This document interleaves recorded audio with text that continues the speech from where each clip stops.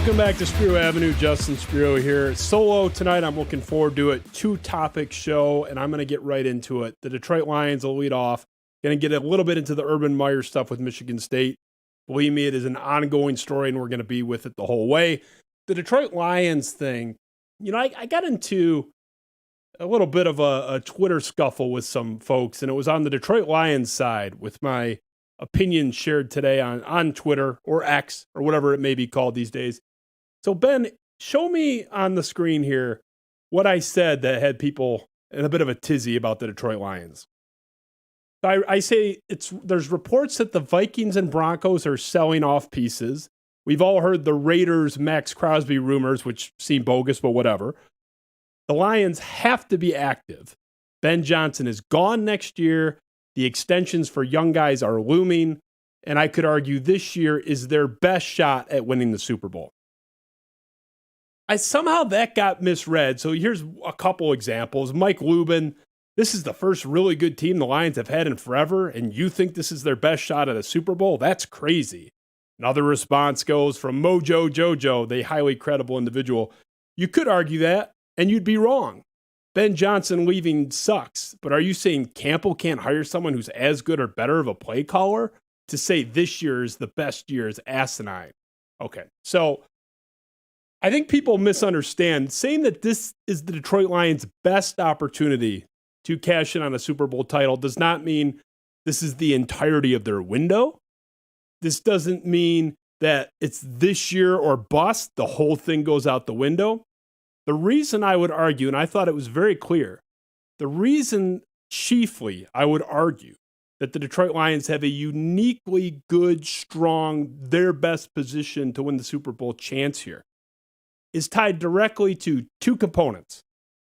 The salaries of their youngest and best players will never be cheaper than they are right now.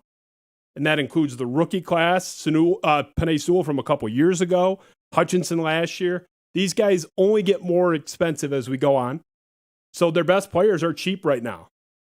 That's number one. Number two, Ben Johnson is a virtual lock to be out of here. And it was a shock to many that Ben Johnson is even still here now. This is a guy who interviewed in Houston with the Texans. This is a guy who interviewed in Indianapolis with the Colts. Ben Johnson was scheduled to interview with the Carolina Panthers. Many people thought he was going to get that job over Frank Reich had he gone on the interview. He looked at these jobs. Ben Johnson pulled out of these searches. They didn't tell him no. He told them no. He canceled his interview in Carolina, pulled out of the search in Indianapolis and Houston. I don't know for a fact, but I think it's a pretty good chance he gets one of those jobs, and probably Carolina. I don't think the Houston job was ever going to go in a different direction. Certainly not to Ben Johnson that they like D'Amico. But I honestly, I think this is a guy that should probably already be gone. Thank God he's not. And I think he's sitting there waiting for a better opportunity. I think he sensed that Carolina was probably the best bet for him to actually receive an offer, and that's not what he wanted. And there's going to be a number of jobs opening up. There are 5 jobs that opened up this past year. The year before, there were 9. So in the last 2 years, 14 out of 32 jobs have turned over. There's going to be another, history tells us, 5 to 10 openings this year. A lot of people are looking at that Chargers job. It'd be fun to live in Southern California and have Justin Herbert as your quarterback. So I think he's gone. And that's not doomsday. In a weird way, you kind of want him to be gone just because that means he did a good job. The only way Ben Johnson is still here, if he's even remotely sane, is if the offense does a complete backwards turn and the Lions fall flat on their face. I would be stunned if that happened. Even if the Lions disappointed us in the second half, I don't think it's going to be Ben Johnson's fault. I don't think it's going to be the offense failing. I mean, they went into a game last week with like 8 of their best 12 offensive personnel either out or severely dinged up, and they were still moving the ball at will. So I don't think that's going to happen. So you have to look at what Ben Johnson is here. And I've discussed this in the past. We all like him. This guy is the most respected, up-and-coming sort of sub-40 coordinator, non-head coach in the game right now, arguably. That's the reputation if you go into the national media. We know. I know if you're a Lions fan, you like the guy. You should like him. He's awesome. He also was a North Carolina grad, so shout out to the Tar Heels. The national media likes this guy maybe even more than the Detroit does, and the league circles like this guy even more than the Detroit Lions fans do. This guy is a wunderkind, savant, up-and-coming guy. He's gone. And you should be flattered that he's gone. It means things are going well here, and they have, and I think they'll continue to do that. Peter King, right before the season, talked about the buzz with Johnson and his respect among his peers in the league and the perception around him. So let's play that Peter King clip, which rings true today just like it did a few weeks ago. America doesn't know this Ben Johnson, but I'm telling you, the offensive coordinator of the Lions, he'll be a head coach in the NFL, I don't know when, sometime. He is really, really smart. It's like he fell off the Sean McVay tree, even though he didn't. And I think he's really bright, and you're going to hear a lot about him. And I think he's been a godsend for Jared Goff. He saved Jared Goff's career, or helped save Jared Goff's career. I mean, I'm the biggest Jared Goff fan in the world and will apologize for him and don't want to give anybody credit for anything that he does because I'm such a big Goff guy. And even I could admit the numbers speak for themselves. I mean, Goff was sort of a wayward son for 2 years, his final 2 years in LA, and his first 8 games with Anthony Lynn as his offensive coordinator here were a mess. They were a mess with the win-loss results in Detroit for sure, but it's just statistically. So you basically had a 2.5-year run where, no, he wasn't terrible. He wasn't the worst quarterback in the league, but he was a bottom 10 guy statistically for 2.5 years. Coming from the biggest Goff fan in the world. He was like the 23rd best quarterback for like about 2.5 years. There was always more in there, and we knew it. Goff's a guy that needs good coaching. Some guys, Mahomes, he has a great coach in Andy Reid. That's why they keep winning titles. But if Mahomes didn't have a great coach, he would still be effective. Goff is very good. Goff's my guy. I think Goff's a legit top 10 quarterback. He's not in that rare group of 2 or 3 guys that can do it irrespective of what's around him, talent-wise, on the sideline, etc.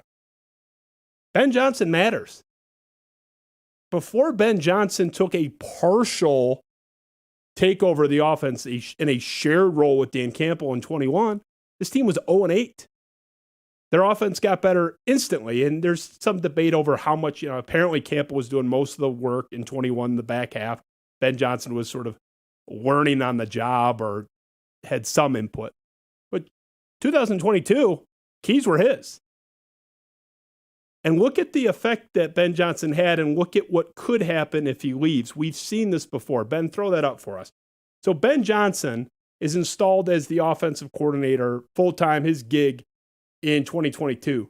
The Lions offense under Anthony Lynn in that abysmal 8-game run, 16.75 points a game. They ranked 30th.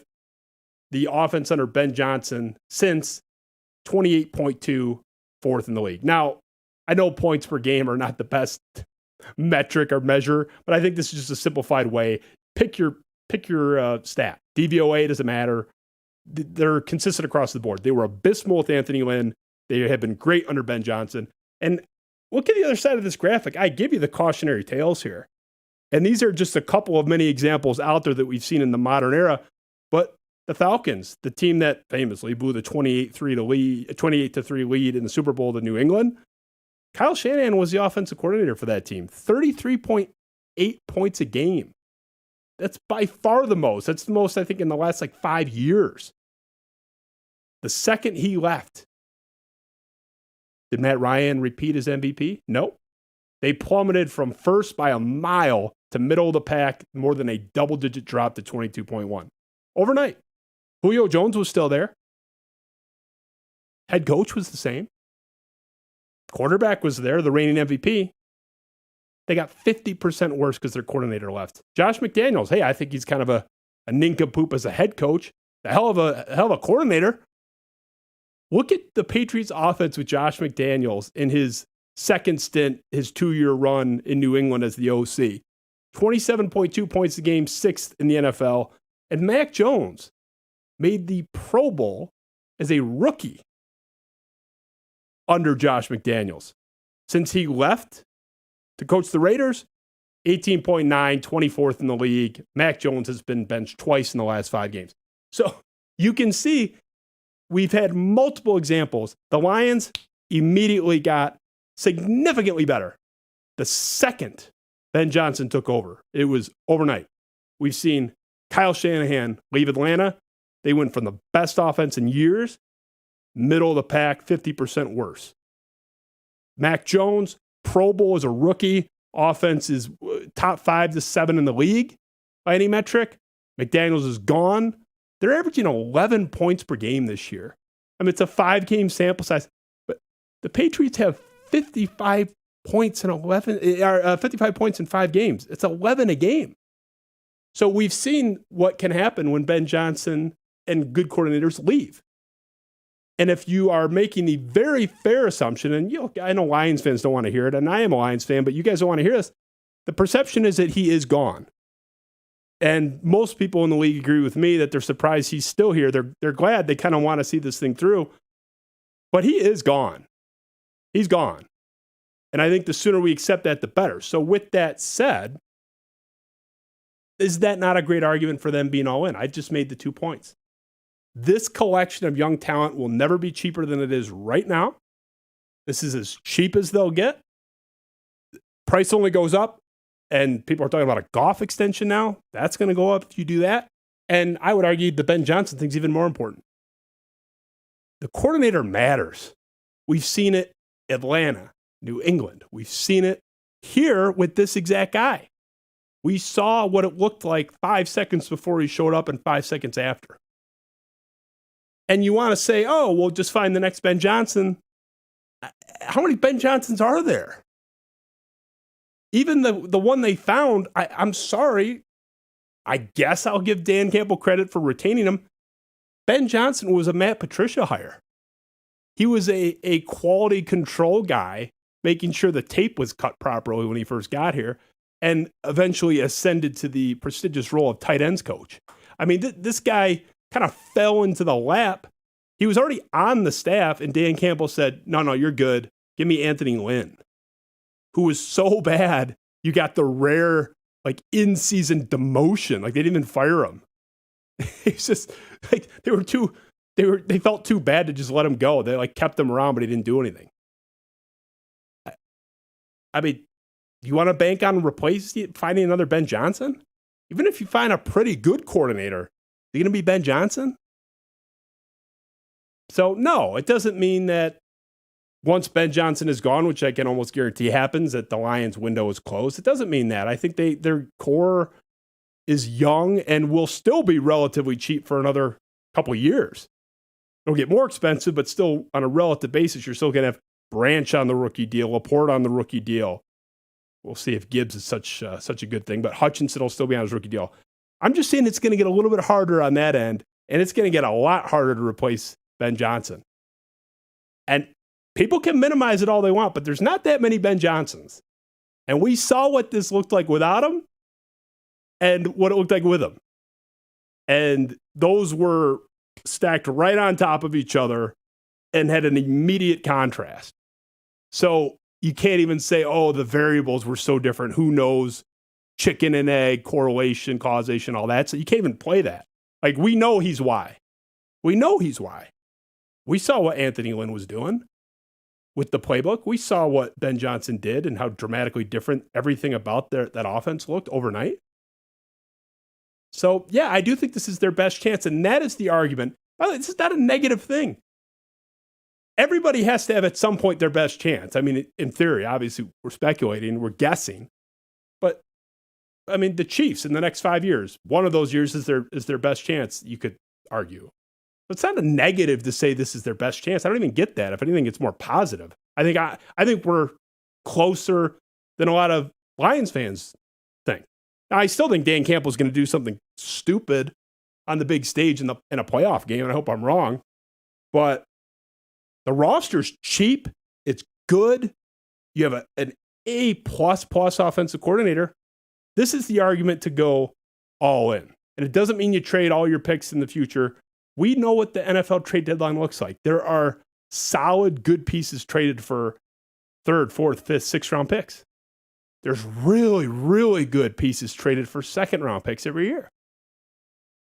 The NFL trade market has never made sense. I mean, Randy Moss for a fourth round pick when he was still in his prime, like what the fuck was that?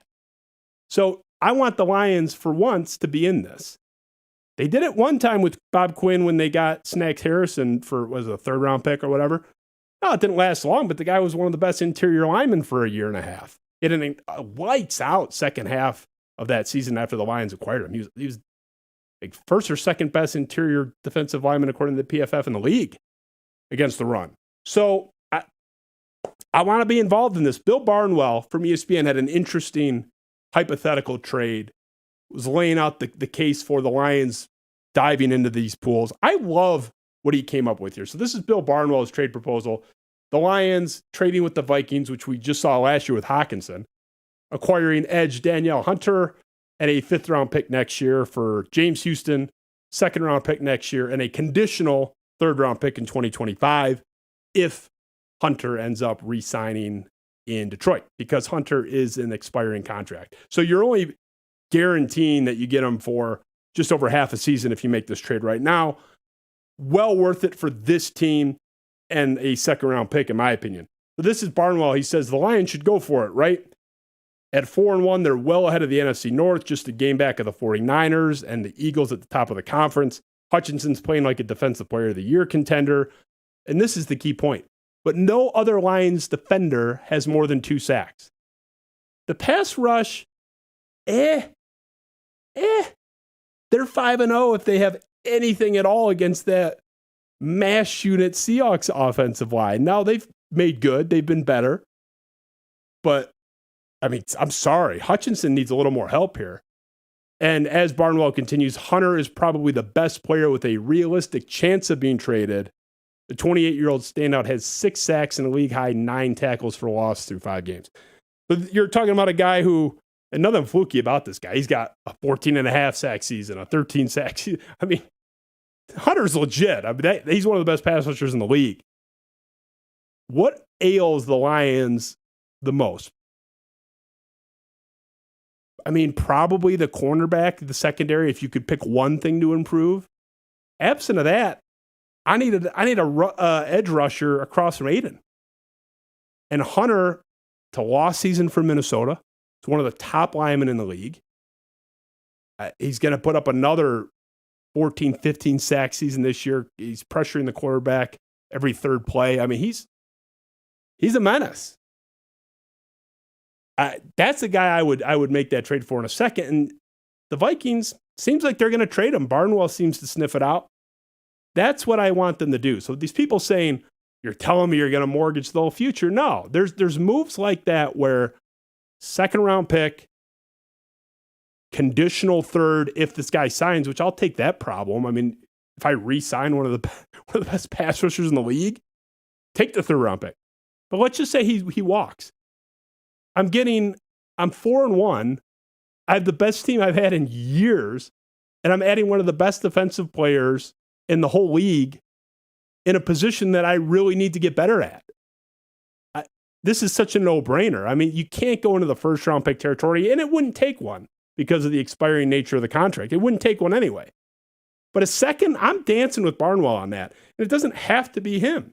Lions fans had a lot of fun with the Crosby stuff, and Raiders fans were very mad at me today, yelling at me about there's no truth to that rumor. Do you guys know what the definition of a rumor is? I didn't say there was. But the bottom line is there are going to be good pieces moved at this deadline. There always are. Sometimes better than others. You know, sometimes you see like a Jalen Ramsey go, sometimes you don't. But there's going to be guys moved that matter, that will flip a game or two even, potentially. The Lions are good, man. And I think this is their best shot. Not their only shot. Not championship or bust because it's all going to fizzle out. This isn't like the last dance MJ in 98. Young core, cheap core, good core, very highly resonant head coach. They're going to have a little run here. I just think this is their best chance because I've seen this team. I've seen this coaching staff without that coordinator. I've seen this quarterback whom I love. I've seen this quarterback without that coordinator.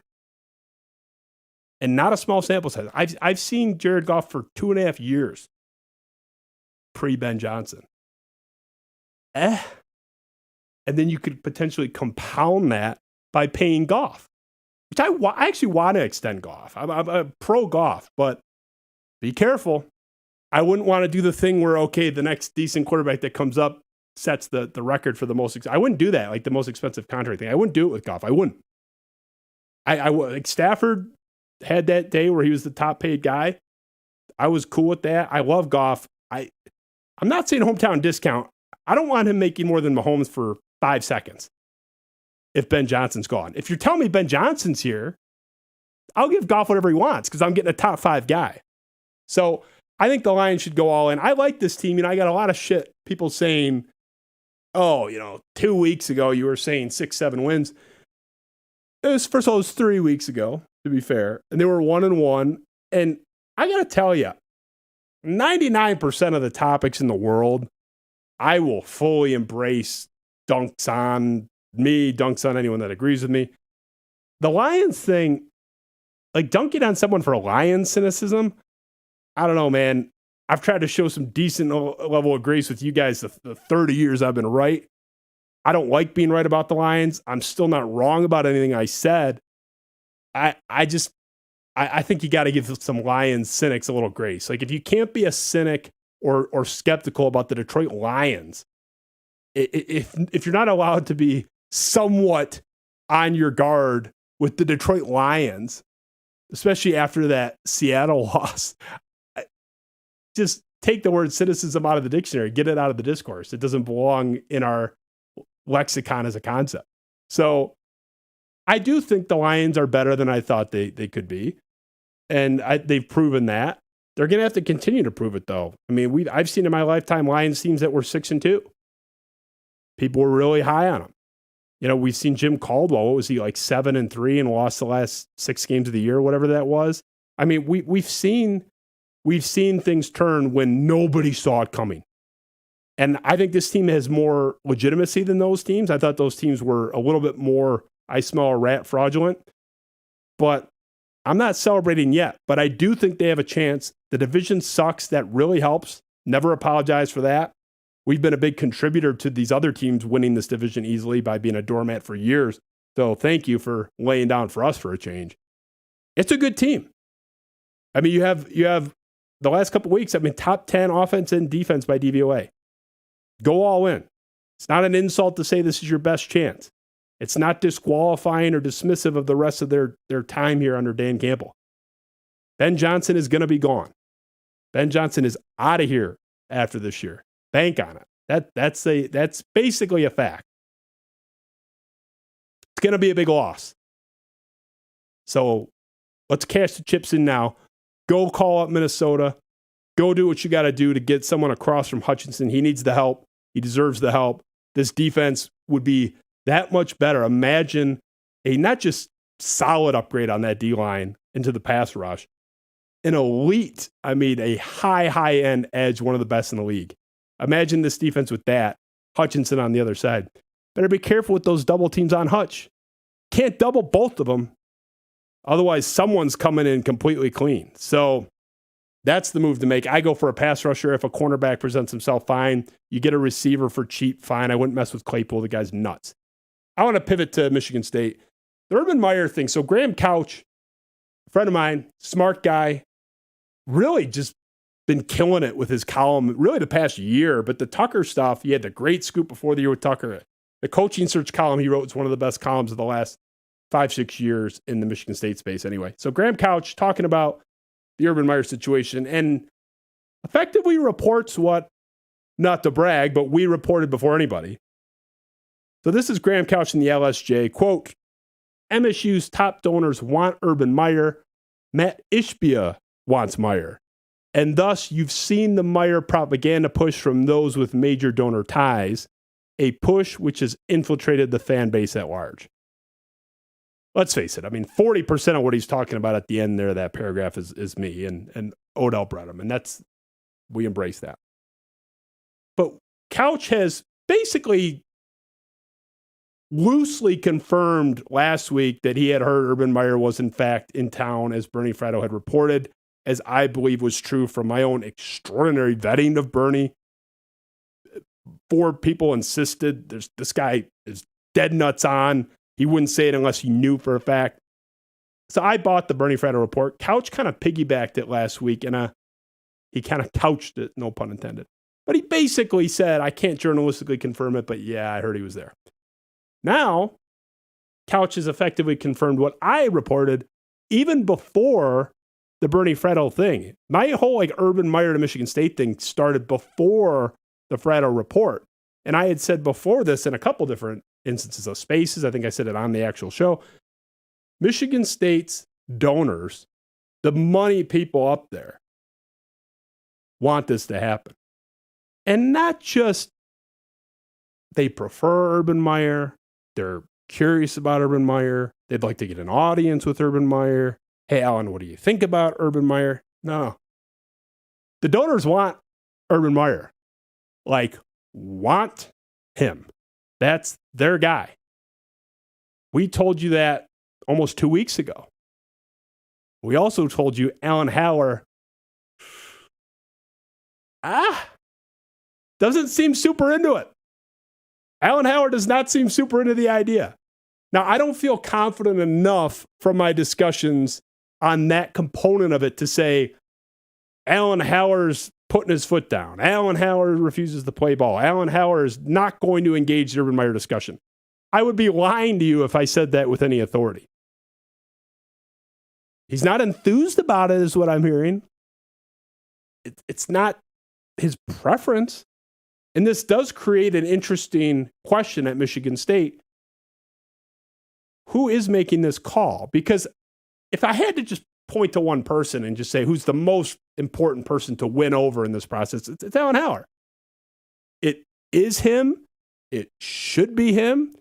If you don't trust him to make this decision, he shouldn't be there. No AD should be. So that's granted. I'll give you, on the power rankings, Alan Haller is number 1, but he's not the only one. He's not the only one that matters. And what happens if the big money people, which Graham Couch has confirmed what I've been telling you for 2 weeks. The money guys want, he said it, that there's nothing ambiguous about that. The big money guys want Urban Meyer. What happens if there's a conflict there? Because I got to tell you, from what I'm hearing, Ishbia, St. Andre, the big, in sort of the step below, but still big donors that are into the high 6 figures in some cases, they ain't going to tolerate Jason Candle. They've made that very clear from what I've been told. And in one case, actually was party to the conversation. They ain't going to play with that. So, no, they don't have any codified official position at Michigan State. This is a weird time to alienate the donors. It is the program was bad last year. It's down again this year. The momentum is gone. One of these donors whom I like and have defended in this whole thing, Steve St. Andre, I think quite defensively pulled the collective for the football team. He doesn't know if these guys are going to transfer tomorrow. Don't want to pay out. People don't understand. If he pays out these guys and they leave, that's money not going to actual Spartans. So whatever. I digress. This is not a time to alienate. You need these guys more than ever. Your momentum is down. If anything, you want to be more welcoming and open. But at the same time, I would defend Alan Haller. I'm not a figurehead. It's got to be my call, right? If I'm him. So I don't know what's going to happen. But I think it's fascinating because I don't know for sure what Haller's thinking. What I can gather is Alan Haller wants to run this coaching search kind of by the book, kind of search firm type deal, vet the candidates, talk to 12 people or whatever he ends up boiling it down to. He kind of said that even in his statement that they're going through the process and they're going to talk to numerous candidates, and some people will be talked to just as advisors on their former staffers, whatever. I believe him when that's what he said. That seems to be, from my conversations, what he's doing. He's kind of going, I don't have a guy that I want to go get. It's not like when the Lions hired Steve Mariucci or Michigan targeted Jim Harbaugh. Michigan didn't have some like job search when they hired Harbaugh. They knew who they wanted, and they coalesced, and they pulled it off when a lot of people rolled their eyes at the idea. It seems so obvious and easy now. At the time, the national media was mocking people like Greg Henson who nailed it. So this is not a case for Alan Hauer of he's got his guy, I'm going to go get my guy. I think he is coming in with, here's 25 people I might like. I'm going to call a couple people, get that list down to 10, and then I'm going to pare it down to 6 to 8 and then start having these conversations. That's what it seems like to me. And that's what the people around him seem to think and how this is going. The donors aren't like that. The donors got their guy. They know who they want. There's no, hey, what's Candle got to say? What's Elko got to say? These guys might all be awesome coaches. Huff, Marshall. These guys might all be home run hires. Nobody thought D'Antoni would work out this well. So it's not to dismiss them. I'm just telling you the reality of what's going on here.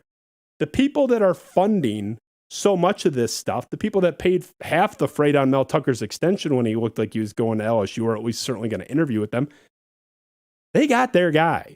This search was never a search, from my understanding. And people that watch this show know where I stand. The donors are right on this. Urban Meyer has an argument for being the greatest coach in the history of college football. He has an argument.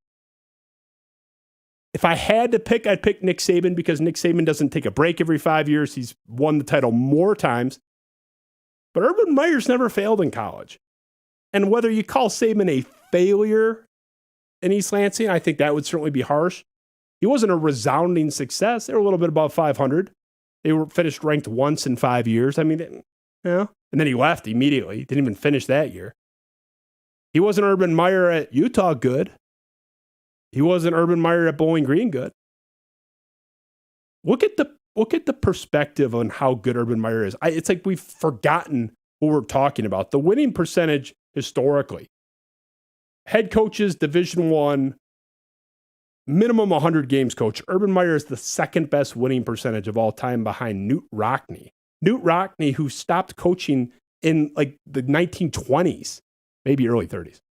Newt Rockne was playing against teams with that Notre Dame team that these schools don't even exist anymore. Literally. And the ones that do are little private music schools. I mean, he's playing like Carnegie Mellon. So if I take out Newt Rockne and his 9 built-in wins against community colleges out of there, Urban Meyer is the best coach in the history of college football. He's the best. And it's really not even close. He's got a couple points on Barry Switzer and Osborne and Field and Yost. Now we're going into Ann Arbor from over 100 years ago. Better than Dabo. Clearly better than Saban. You are talking about the best coach since the Great Depression. And it's not that close. And you want to talk about, Urban Meyer, he just kind of goes where he strikes while the iron's hot. That's not true. That's not been the case with him. Ben, throw up the 4 college stops for Urban Meyer. He's been at 4 schools. Started at Bowling Green. 6 straight losing seasons before he got there. 18 games under 500. It wasn't like they were going 5-7. They were 3-9, 2-10. They were terrible. Meyer in 2 years goes 17-6. Jumps to Utah. Mired in mediocrity, 3 straight years, 500 ball, 17-17 record across those 3 seasons. Meyer gets there 10-2, 12-0, 22-2.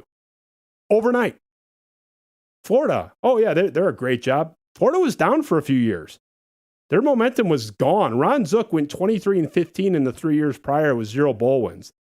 It was the most 23-15 is not good to begin with. It was a very hollow 23-15. Terrible record against all the good teams they played. They were 5 losses a year for 3 years under Ron Zook. Meyer gets there 65-15, 2 national titles. They were great overnight. Ohio State is the best case for okay, and he inherited a good situation. This is the best example. They were coming off all their wins being vacated, severe NCAA sanctions, major reductions in scholarships, fundraising ability. They were hampered by sort of blue blood football standards. OSU loses 5 conference games under Luke Fickell in the 2011 season. Meyer gets there overnight. They go 12-0 in year one. He loses 4 conference games in 7 years. Luke Fickell lost 5 in 2011. In 7 years, Urban Meyer lost 4. And of course, the national title. You are talking about Michael Jordan, Wayne Gretzky, Mario Lemieux. Take your pick. LeBron James for the kids out there. That's who we're talking about on the coaching level. You're talking about a guy that you could be the biggest Urban Meyer detractor, 3rd best coach ever, 5th best coach ever, if you're being a cynical ass. I mean, I think he's probably the best or 2nd best. I put him a hair behind Saban just because of the 5-year breaks every time we look up. It's like he's never in one place for more than a few years, and then he's taking a break. But man, those couple years, 2 to 7 years that he's in a place, 7 was the longest, I think, at Ohio State. Better than anybody since Newt Rockne was beaten up on the Little Sisters of the Poor. You go get the guy. And I'm not trying to win any morality things here, but the bottom line is, and this is how I keep phrasing it. Imagine you're an employer and you're bringing in a prospective employee and they have 4 references on their resume. And everything looks good on the piece of paper, all their accomplishments and the targets they reached and the milestones they hit and the growth and all that. That all checks out. But each of those 4 jobs, those stops along this person's career path, has a name for their direct supervisor and or the CEO of their company. And you call all 4. And all 4 of them say, that's the best run we've ever had. I would take him back in a second. I would run that entire experience back, his entire period of employment. If I could get that promised up front right now, please, please, may I have it. 4 for 4. And that's what all 4 would say. Go find the Bowling Green fan or administrator from that era that rues the day that I hired Urban Meyer. Or Utah, Florida, or Ohio State. So can I argue if all 4 for 4 of your employers not only don't regret that you were there, but would kill to have you back, would kill to have those results replicated by somebody else, if not the prior coach? Couldn't I argue that by definition, the baggage was worth it? Because if the baggage isn't worth it, if the juice isn't worth the squeeze, that's not what their response would be if you called them and asked them. Do you guys know any fans of any of those 4 programs that look back at the Urban Meyer days like Michigan State fans look at the John L. days or Bobby Williams days? Does anybody look back at the Urban Meyer era at any of his 4 stops and say, oh, fuck, don't remind me? No. It's in fact quite the opposite. All 4 of them would kill to have that run back. They would kill to have the 2 years at Bowling Green, the 2 years at Utah, I think 6 years at Florida, and 7 years at Ohio State. Those results, sign me up right now. They would beg for that. And they should. Because he showed up in 4 places that were a lot worse without him. There was no rebuild, guys. 12-0 in year 1 at Ohio State. 10-2 and then 12-0 his first 2 years at Utah. Florida, significantly better overnight. By year 2, they're winning the national title. This happens instantly with this guy. And you want to talk about NIL, this, you know what? The game is a lot different from the Bowling Green era to the Ohio State era. You're telling me the game didn't change from 2002 to 2017? A million changes, transfer rules, the nature of the kids' expectations, what's needed to keep up with the Joneses. There have been multitude of fundamental changes in the game already in this guy's career. I don't get it. You know, if you want to make like a moral argument, that's fine. I'm not really interested in that because No sanctions at his schools. He's never been arrested for anything. I'm not saying he's a great guy. But I think we're acting like he's a little bit worse than he is. That I got to tell you. I think some of you are exaggerating a little bit. Not saying he's a good guy. We're talking about this guy like he's a 6-time felon, and we're dragging him from the prison cell onto the sideline at Spartan Stadium. I'm sorry, you guys don't like the pro Urban Meyer thing. That's fine. That's your right. I don't care who someone else wants. But let's take it easy on the pearl clutching and the Helen Lovejoy stuff. Like, yes, there's some problems there. No sanctions, 0 vacated wins, 4 employers very, very happy he was there. So I don't know what's going to happen, but I will say this whole dismissal of the idea that Urban Meyer could come here, want to come here. I absolutely believe what Bernie Fratto reported, and from my own digging, it sounds true, that Urban Meyer was there discussing the job with Michigan State. I'm not going to confirm the report. That's Bernie's report. I believe it to be true from my conversations. Graham Couch seems to agree. Graham Couch confirmed what I reported even before Bernie's name was involved in this. The donors want Urban Meyer. So I don't want to hear from anybody that Urban Meyer can't happen, or, oh, what are you talking about? This is a pipe dream. People are saying that I've lost my mind, or like these Michigan State fans have lost their mind. The guy was there meeting with Michigan State, and the Michigan State core has multiple billionaires several times over that don't just kind of like the guy, that are saying, go get him. You go get Urban Meyer. We need that guy. So if the guy is sitting in East Lansing meeting with Michigan State about the vacancy, and there's multiple billionaires several times over who have a history of funding this exact contract, the head coaching football contract at Michigan State, and they're saying, Urban Meyer, go get his ass here now. Don't tell me it's not possible or that it's stupid to talk about, because it's not. If you want to disbelieve that he was there, okay, now you're going against Bernie, me, and what Graham Couch heard. And even if you want to throw that out, even if you don't believe that, I'm telling you that I know, because I've been in one of the conversations.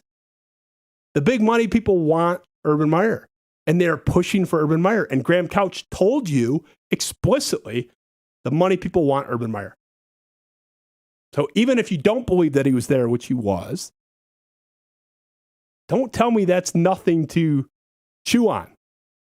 And we all know the real reason, right? We know the real reason. There's 2. You're scared of him. You know what? I would be too. I hated when he came to the Big Ten. He came to the Big Ten right when Michigan State was on the doorstep of winning the Big Ten. He presented a problem I didn't want. We beat him twice. I was scared of Urban Meyer when he came into the Big Ten.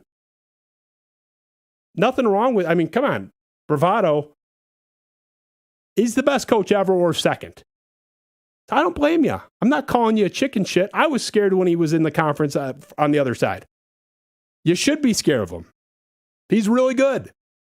And the second thing is, it goes back to Michigan State's not allowed to have nice things. Like, how dare you even think that you might get a guy? Michigan State had 5 minutes ago the second highest paid coach in the country during that Mel Tucker extension when it first came out.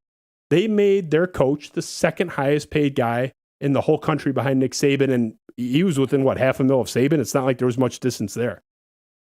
Now, you can argue it was a dumb contract. I think that's certainly been the case with the age. But don't tell me the commitment's not there. Don't tell me the want's not there.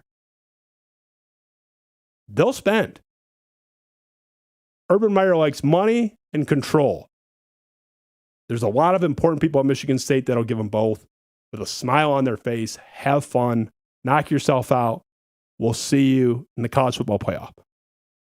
Urban Meyer wins. College Urban Meyer is 4 for 4 with 4 knockouts in his stops. 4 jobs, 4 different conferences, 3 different areas of the country. The guy's an ace in all of them. He's perfect.